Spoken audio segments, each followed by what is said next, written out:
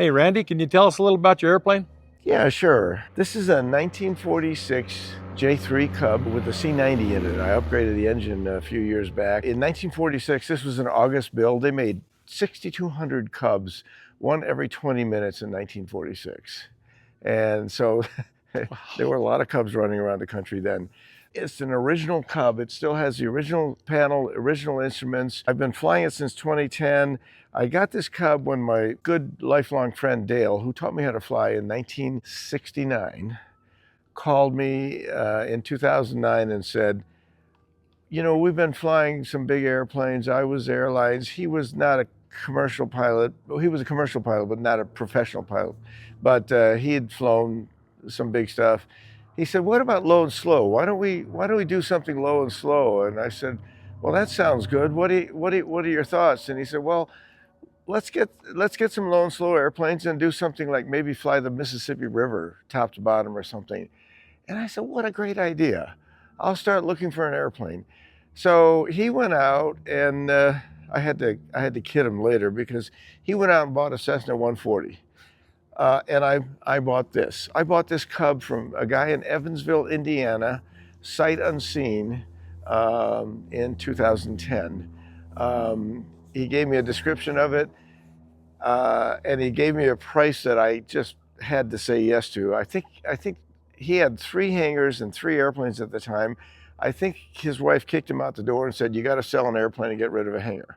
And so I got a price that you couldn't pass up. I went down and picked it up, and 3 or 4 months later, Dale and I and his friend Chris were flying the Mississippi River. Everybody said the ideal combination for a straight J3 is a C90. And so I managed to find one, and I just love this little airplane. It climbs like a homesick angel. It gets off the ground here, full power.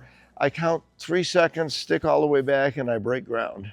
And so it's just a hoot to fly. It's a 50-footer. I've never wanted to take it apart because I knew if I did, I'd be 4 or 5 years restoring it. As you said, Kent, it's what Cubs look like in the earlier years. You know, when they were all over the country. I had a guy come up to me at Pace. He said, "This is what a Cub should look like." No electrical system. I have to prop it. I've flown it from Michigan down here to Arizona and back 3 times. It's a delightful journey. If you're patient, 27 hours, about 21 fuel stops. You're not very high ever, so you can just drop down, land, go to the self-serve.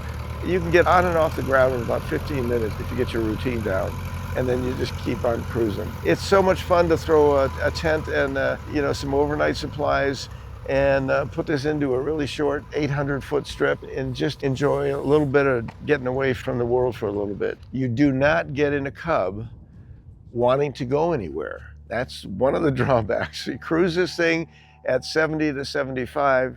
With the C90, I'm burning a little over 5 gallons an hour. Still got the original 12-gallon fuselage tank in it, planning to upgrade with a wing tank. But you do not plan to go anywhere fast in this airplane. You're there for the journey. That's the whole point, is just having fun on the journey. It's a stock J3 with all the stock gauges. You don't have much. Altimeter, oil pressure, oil temperature, tack, and what are we looking at there? The airspeed. And it's that simple. There's nothing fancy about it. I do have a built-in radio setup in this airplane just so I can get in and out of control fields.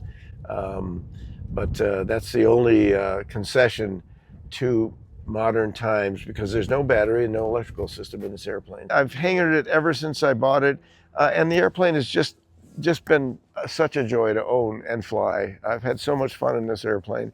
Everybody should get a little bit of J3 Cub time.